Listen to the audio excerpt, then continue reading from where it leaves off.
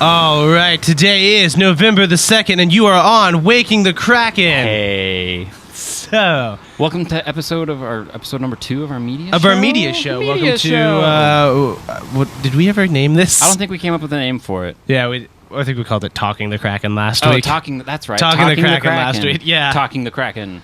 Yeah, so this week we are going to do our full holiday preview of what we're looking forward to come to the end of 2018, right? Yeah, because everybody knows that at the end of the year, the best thing about Christmas and Thanksgiving and pretty much all of that is movies and video games. Yeah. Because that's what's happening. All the best movies and all the best video games come out this time. It's because it's cold as shit, and you don't want to go outside, and all you want to do is huddle up and drink something warm and watch something or play something. Exactly.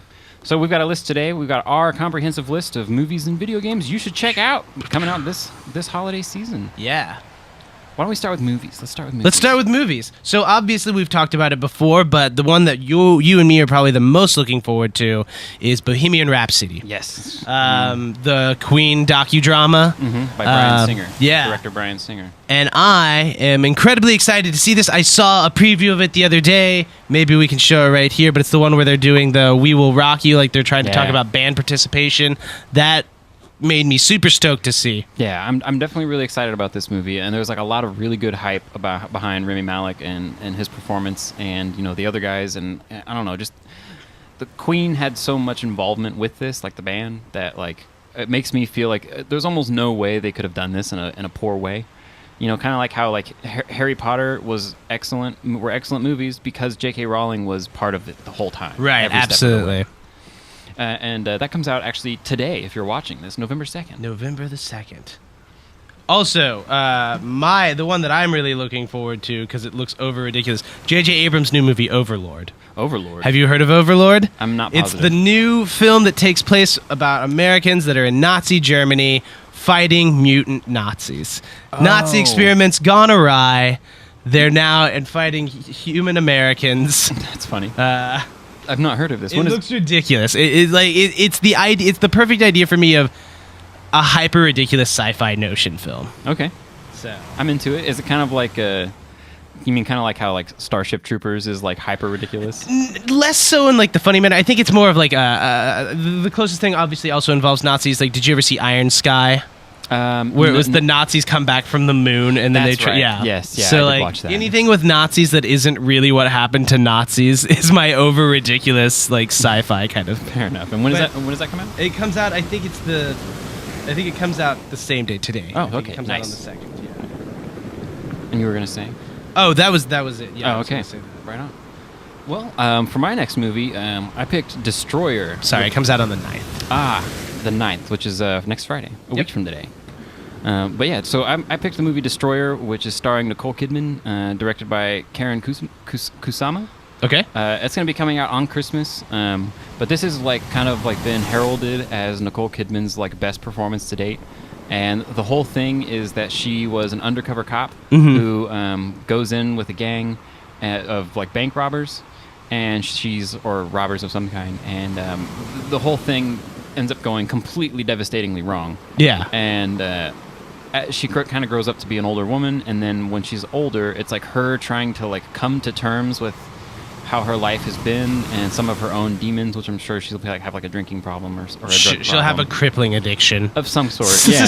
I hope it's ridiculous. She just loves sandwiches. Right. Yeah, but then but it cuts into scenes of her running into the bank as the older version of herself and just like pegging bank robbers because she's trying to get revenge on them. So it's like an action thriller suspense kind of drama, and I'm very excited for it. I don't know, like.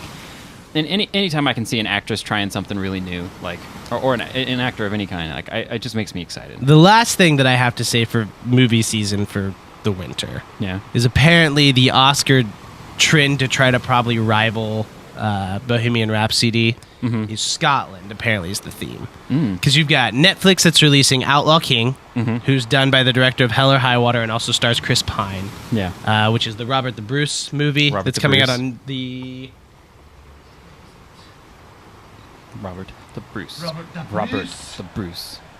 The real William Wallace, basically. Yeah, it also comes out on the 9th. Also comes out on the 9th. And then there's Mary Queen of Scots, which comes out in December, which is about Mary Queen of Scots and Elizabeth of England and their kind of power struggle.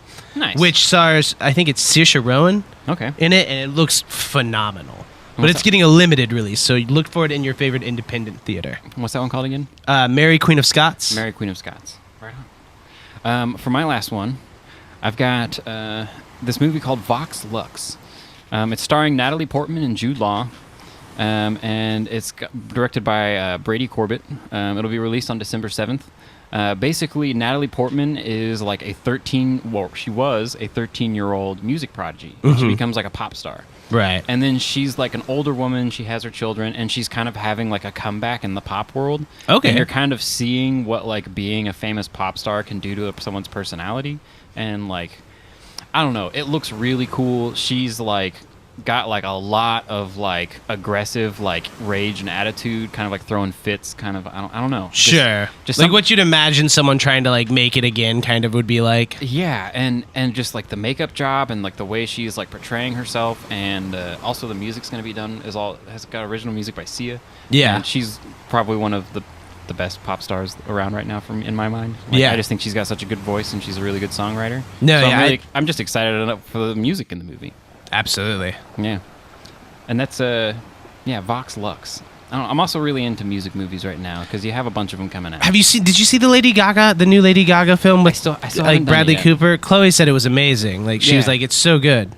Yeah, see, I've heard from a lot of people that it's like absolutely incredible, but I've had one person say that it was god awful. So so you're like hesitant of it now? Yeah, I'm not hesitant of it. I'm just curious because it's like, well, what if that one person really is like nailed it on the head and like everyone else is just missing something? Or they're just all Lady Gaga fans. Oh, exactly. Exactly. Like they're blinded by Lady Gaga and Bradley Cooper loving each other. Right. Which, by the way, have you seen those two interview with each other? Yeah, they do phenomenal. They're like best friends. They talk like they're in love with each other. It's crazy. It's gorgeous. Like that's Chloe's newest big dream is that Lady Gaga and Bradley Cooper get together. Yeah. So. That's funny. Let's move on to some video games. Let's move on to some video games. And we're going to try and do this a little quicker. So we got Battlefield 5, Fallout 76, Anthem, and Super Smash Bros. Ultimate. Everybody's been speccing these games for a while, and so you can go look up when they come out on your own if you don't already know, because you should. But I got a couple other different video games that are pretty interesting that are coming out this year as well. Right now we've got Hitman 2 by IO Interactive, sorry. That comes out on November 13th, and IO Interactive just had like kind of a falling out with Square Enix, so this will be like the first time that a Hitman game has been released without the production house of Square Enix behind it. So I'm excited to see what they do with it. It looks gorgeous. Yeah. Yeah. I mean, it looks amazing. Like I'm really excited to play it. There's a lot, like all of the spy kind of like espionage tactics that you expect to be there are there. I mean, it's essentially like a more gruesome and dark James Bond. Ooh, cool. Yeah. I'm very excited for the way it looks, and it's all like jungle island exploration and killing drug cartel leaders. Apparently, like three different drug cartel leaders are all going to be in the same town at once, and it's you have to go in and kill them. All right, neat. Yeah. I'm really excited about.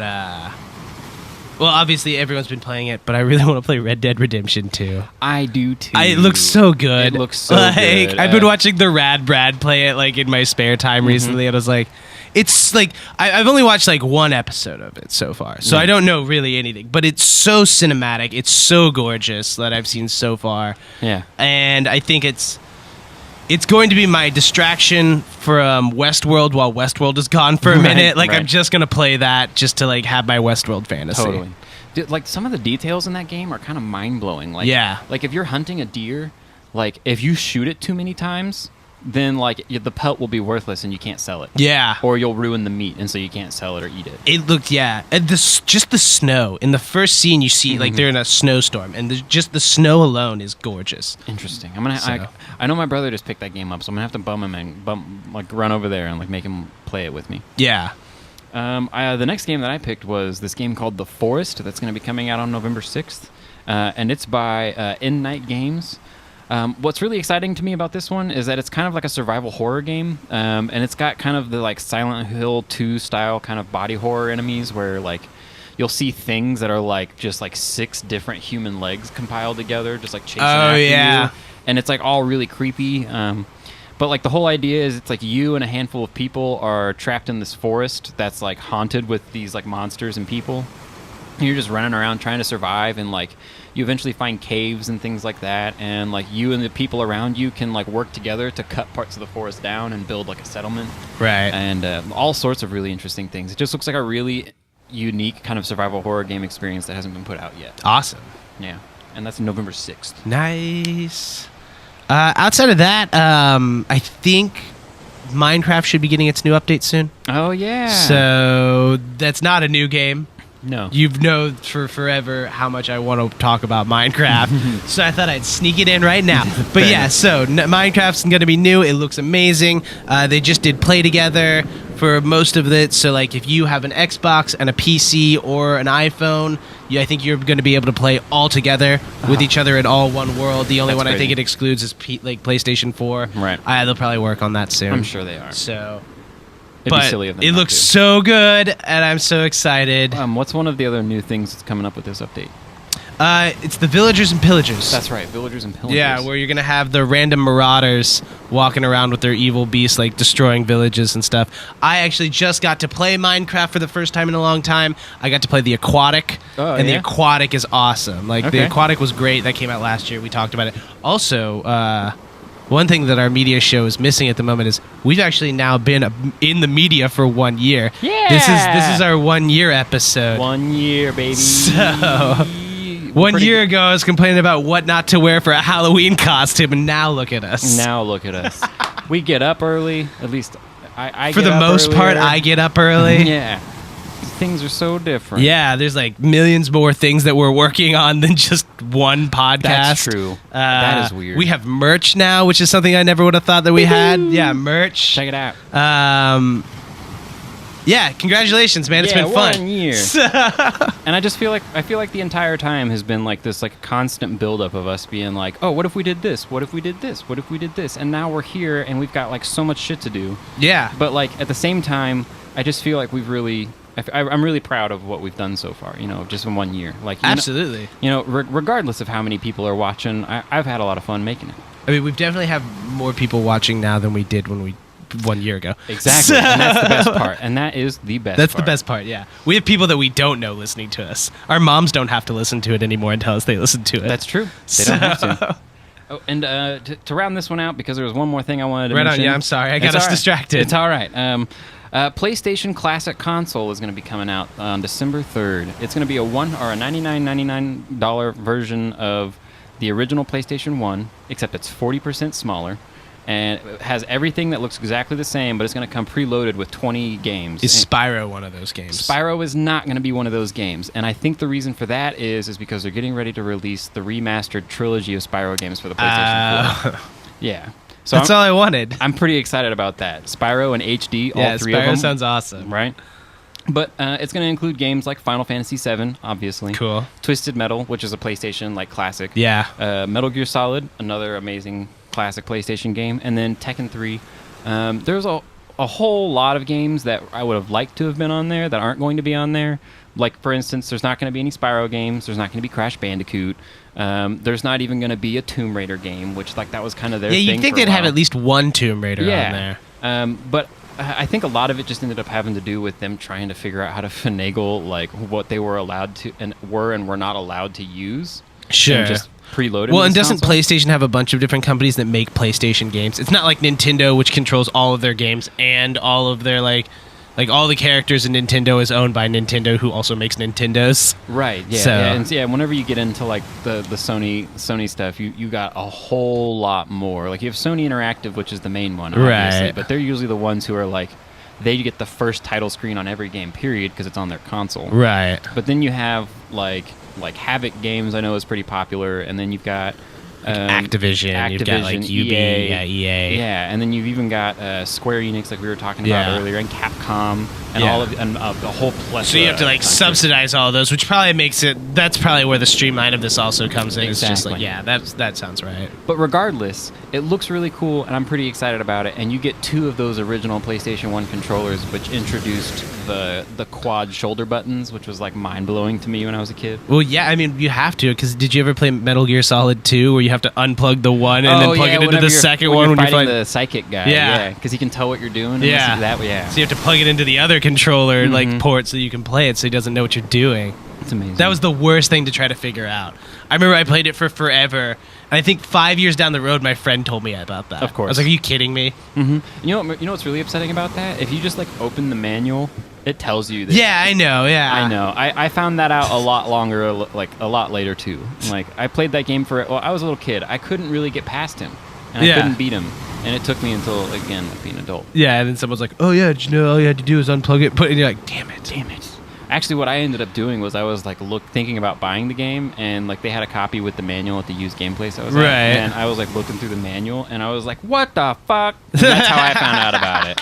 It made me very upset. Yeah, I actually quit playing that game because of it. Yeah, no, that's why I quit playing it too. And then like by the time I learned it, I was like, I could go back, and then I tried. I was like, I'm bad at this now. Yeah, I was like, this game looks like crap. Like. Well, that's the media show. Yeah, that's the media show today, guys. Thanks for joining us. Yeah, thanks very much. Have a good one. Peace. Okay, goodbye.